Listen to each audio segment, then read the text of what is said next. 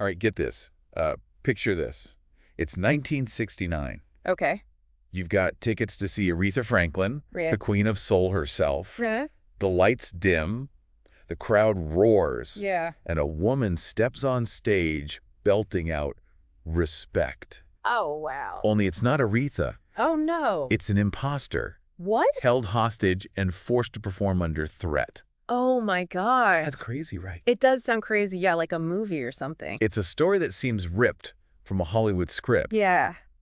but it actually happened to a talented singer named Mary Jones. Ah, wow. And you shared this fascinating story with us. I did. Honestly, my jaw dropped. Yeah, it's a wild one. Today, we're diving deep into Mary Jones's life. Okay. This unbelievable tale of talent exploitation Yeah. and the allure of fame in the 1960s. It's a fascinating period. It's a time capsule of the music industry back then. For sure. A world much different than what we know today. Absolutely. No internet, no social media. Imagine that. Most folks only knew their favorite singers from album covers, or maybe a greedy TV appearance.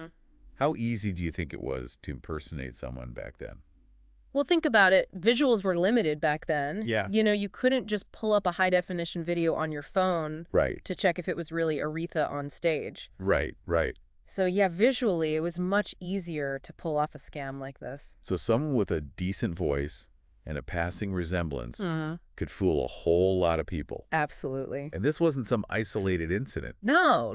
Especially in the black music scene, Right. impersonators were surprisingly common. Very common. Remember the story of James Brown impersonating Little Richard? Oh, yeah. How could I forget? James Brown as Little Richard? Yeah. Now that's a concert I'd love to time travel to see. That would be something else, wouldn't it? It's a wild story. It is. They shared the same booking agent back in '55. Okay. And when Little Richard got double booked, Uh-huh. they'd send James Brown to fill in. Wow. He was basically doing Little Richard covers before he became the James Brown. That's incredible. But James Brown, the godfather of soul, Yeah. got his start as an impersonator. You know, it makes you wonder. It really makes you wonder how many other famous acts started out that way. Oh, yeah, for sure. Quite a few, I'd bet. It's an intriguing thought, isn't it? It really is. And it shows just how different the music industry was back then. Totally different landscape. But getting back to Mary Jones, Okay. she was a young, gifted gospel singer from Virginia, Right? a devoted mother of 4, struggling to make ends meet. She had a tough life. And from what I gather, Yeah. she was a huge Aretha Franklin fan. Oh, she loved Aretha. I read that she would play Aretha's records constantly, Oh, yeah. even run a speaker out into her yard Really? so her neighbors could enjoy the music with her. That's amazing. She was deeply passionate about Aretha's music. She was. But there's another layer to this. Oh, is there? Tell me more. Mary was also living a double life. A double life, huh? Intriguing. Tell me more. Ah, Will. Okay, so Mary was very religious Okay. and sang in her church choir. Mm-hmm. But to protect her reputation in that community, Okay. she'd perform at clubs under different names. Oh, wow. Vicky Jones. Really? Even wearing wigs and costumes to disguise herself. Wow. So she was trying to keep her passion for secular music Yeah. separate from her religious life. Right. But, What? it also highlights the societal pressures and expectations Yeah. placed on women, especially black women back then. Absolutely. It was a different time. It's a good point. It is. She was navigating a complex social landscape, She was. trying to pursue her passion while staying true to her values. Right. Then she crossed paths with Lavelle Hardy, Oh, Lavelle. a singer who was making a decent living impersonating Well, James Brown. figures? Seems like everyone was impersonating someone back then. It really does seem that way. But here's the kicker. Okay. Lavelle was earning significantly more than Mary. Oh. She was getting maybe $10, $20 a night at the clubs, Yeah. while he was pulling in closer to $200. Wow. A huge difference, even accounting for inflation. That's a big disparity. That kind of financial disparity Yeah. really underscores the inequalities within the entertainment industry, It does. even back then. Even back then. So Lavelle sees this incredibly talented woman Uh-huh. who sounds just like Aretha, Right. And what a light bulb goes off. A light bulb goes off. Yeah. He saw a golden opportunity. He did? He did, and approached Mary at a club in Richmond, Okay. suggesting they tour Florida together. Together. But I understand she initially turned him down. She did. She was hesitant. She had 4 children to care for. Right. And leaving Virginia probably seemed like too big a risk. It was a big decision. That's right. Yeah. Mary was hesitant, but Lavelle had a plan.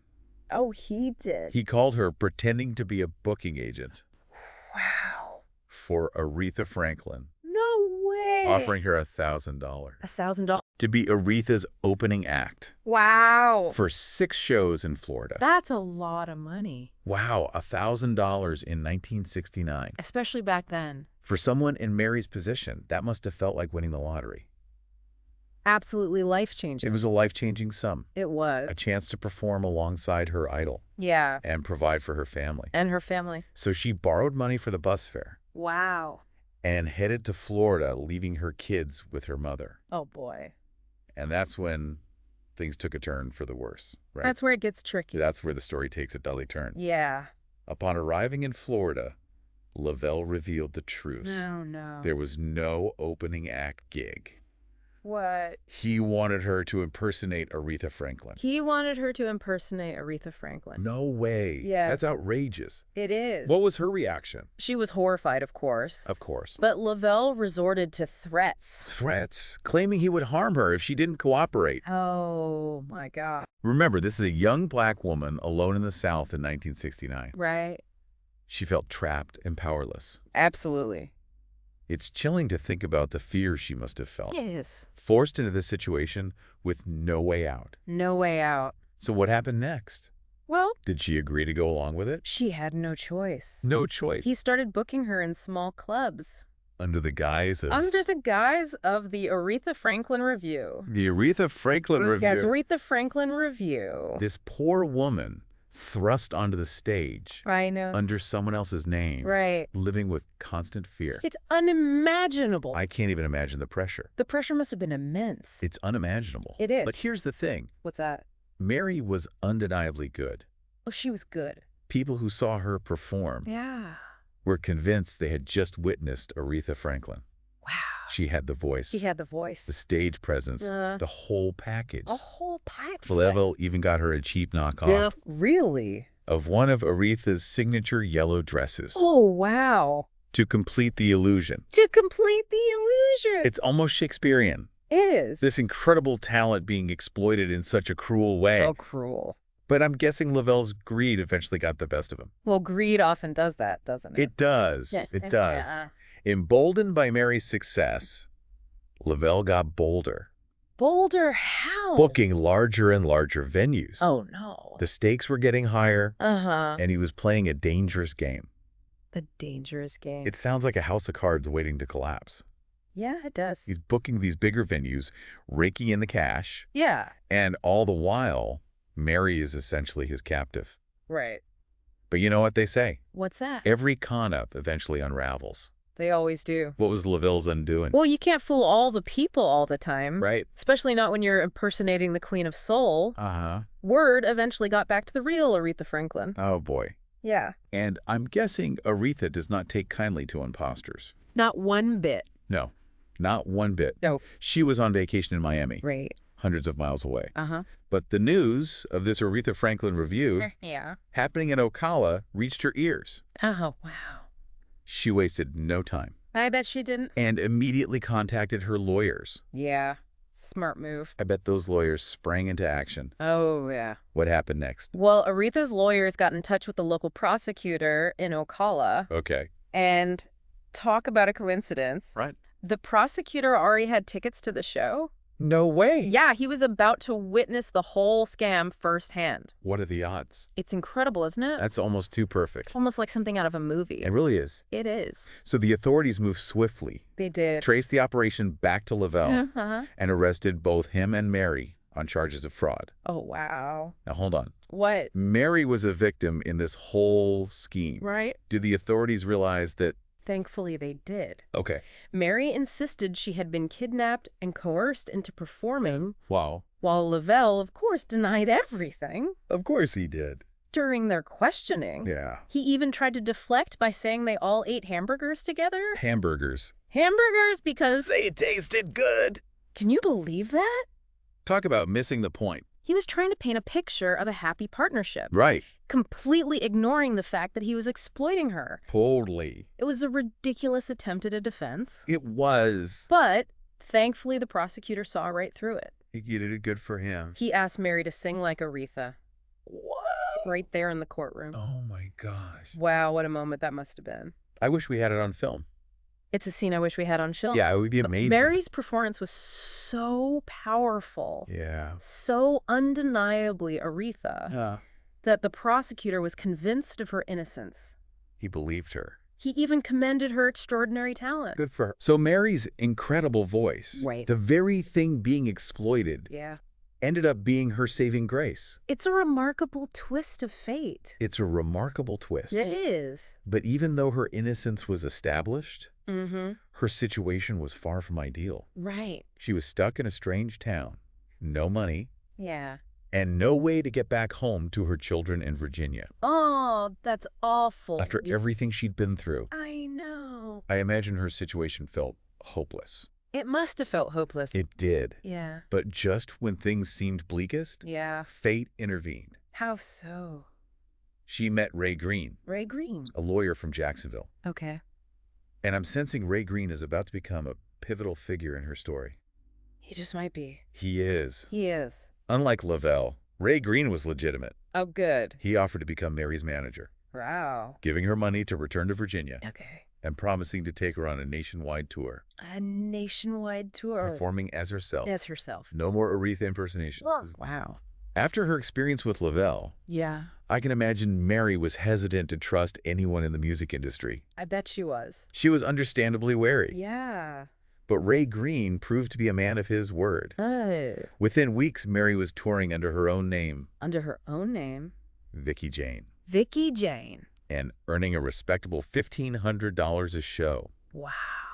Wow, that's over $13,000 per show in today's money. That's a lot of money. Finally, her talent was being recognized and rewarded. Finally. It was a remarkable turnaround. It was. And ironically, What? the publicity from the whole Aretha Franklin fiasco Yeah. actually boosted her career. Really? People were intrigued, Yeah. wanting to see the woman who could fool audiences Uh-huh. into thinking she was the queen of soul. That's amazing. Talk about turning lemons into lemonade. That's exactly what it is. A very scandal that almost ruined her life Right. ended up propelling her career forward. Unbelievable. It's a testament to her resilience and talent. It is. Mary was finally getting the recognition she deserved, Good for her. on her own terms. On her own terms. And then she caught the eye of someone truly legendary, Oh, who's that? Duke Ellington. Duke Ellington. Duke Ellington. Wow. Now that's a game changer. It is. From being forced to impersonate Aretha Franklin Yeah. to performing with one of the giants of jazz. Wow. That's an incredible journey. That is an incredible journey. It really is. It is. Duke Ellington became a mentor to Mary, A mental. encouraging her to develop her own unique style That's great. and move beyond the Aretha act. Beyond the Aretha. He even offered to write songs for her. Oh, wow. It sounds like she was finally on a path to achieving her dreams. It does. It's amazing how life can take such unexpected turns. It really is. But there's often a price to pay for success, isn't there? Unfortunately, there often is. Unfortunately, that's often the case. It is. While Mary's professional life was soaring, her personal life was crumbling. Remember, she had left her 4 sons back in Virginia. Right. Her sons. Oh, right. Yeah. I'd almost forgotten about that. Yeah. What happened to her children? Well, while she was away on tour, her mother became unable to care for the boys. Oh, no. And they ended up living with Mary's ex-husband. Her ex-husband. Yeah. And sadly, he used that opportunity to poison the children against her, Oh, wow. telling them she had abandoned them. No. One of her sons, Gregory, Gregory. was so hurt that he would change the station Wait. whenever an Aretha Franklin song came on the radio. That's heartbreaking. It is? He must have associated Aretha's music Yeah. with the pain of his mother's absence. Exactly. And then fate dealt another blow. Another blow. Mary was back in Virginia for a show Okay. and stopped at a local diner. Right. 2 of her sons came running in, calling out to her. Oh, wow. The waiter, mistaking them for overzealous fans, Yeah. tried to shoo them away. Oh, no. Mary had to yell, What did she say? "Those are my babies!" Oh my gosh. Imagine the agony of that moment. I can't even imagine. To be so close to her children, yet feel so alienated from them. Right. That must have been devastating. It must have been. It makes you wonder, What's that? was all the success worth it? Yeah. If she was losing her family in the process? That's the question, isn't it? It's a profound question. It is. And for Mary, Yeah. the answer was a resounding no. A resounding no. The emotional toll was simply too much to bear. Understandable. That very night, Yeah. she made a life-altering decision. What did she do? So she was at this crossroads. Yeah, her career's taken off, Yeah. but her family's falling apart. What did she do? What did she do? She made a choice that many might find difficult to understand. Go. Mary Jones walked away from it all. She walked away from it all. She quit her singing career right then and there. Right then and there, at the peak of her success. At the peak of her success. She gave up her dreams to reclaim her family. She did. It was a tough decision, but... That must have been an incredibly tough decision. It was, but for Mary, her children were her priority. Her children were everything. She returned to Virginia, fought for custody of her sons, and dedicated herself to rebuilding their lives. Really dedicated herself to rebuilding their lives. She did. It's a powerful reminder that sometimes the most important things in life aren't fame or fortune, but the bonds of family. The bonds of family. So what happened to Mary after she left the music industry? Well, did she ever fully reconnect with her sons? She did. Mary devoted the rest of her life to being a mother to her boys. Being a mother. They remembered her singing around the house. Singing around the house. Often those very same Aretha Franklin songs. Wow. And she held on to her copy of Jet magazine. Jet magazine. The one with the photo of her and Duke Ellington as a symbol of hope for her sons. Wow. A reminder that they could achieve anything they set their minds to. What a beautiful image. It's the counterfeit queen of soul, using her own experiences to inspire her children. Right. It makes you wonder, though. What's that? What if she had that kind of support and guidance earlier in her life? What if she did? What if she had someone in her corner, a mentor like Duke Ellington from the very beginning? From the very beginning. Could she have achieved success without the exploitation? Yeah. Without the sacrifice? That's the question. It's a question that lingers. It really does. It's a reminder that talent alone isn't always enough. It's not. Sometimes you need the right people, the right opportunities, and a bit of luck to navigate the complexities of the music industry. Right. Especially for women and people of color. Especially for them. Mary's story is a testament to her resilience. It is. Despite the hardships, the betrayals, she never gave up on herself or her children. Never gave up. It makes you think about all those other talented individuals out there. It does. Those whose stories haven't been told. Right. Whose voices have been silenced. Silence. It's a reminder to look beyond the headlines. Yeah. To appreciate the unsung heroes. The unsung heroes. And to recognize that sometimes the most remarkable stories are lived by ordinary people. Ordinary people. Facing extraordinary circumstances. Absolutely. What became of Mary's story? Well, was it lost to time? Yeah. Or did it resurface somehow? It remained largely forgotten for decades. For decades. Until a writer named Jeff Mish stumbled upon it. Okay. Captivated by its unbelievable nature. Wow. He tracked down Mary's son, Gregory. Okay. Who was still deeply affected by his mother's experiences and grateful that someone finally believed her story. It's amazing how a story like this can be buried for so long and then reemerge. And reemerge. Shedding light on a whole chapter of music history. A whole chapter. We might never have known. We might never have known. Mary Jones's journey is a hidden gem. It is. A story of talent and exploitation. Courage and resilience.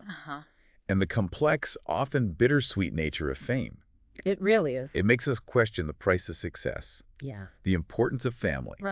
And the enduring power of the human spirit. It does. So the next time you hear an Aretha Franklin song, take a moment to remember Mary Jones. Mary Jones. The counterfeit queen of soul. The counterfeit queen of soul. Whose own voice, though silenced for a time, deserved to be heard. It did. Her story is a reminder that truth can be stranger than fiction. Stranger than fiction. And that even in the darkest of times, hope and resilience can prevail. Hope and resilience can prevail. And that wraps up our deep dive. It does. Into the incredible tale of Mary Jones. The incredible tale of Mary Jones.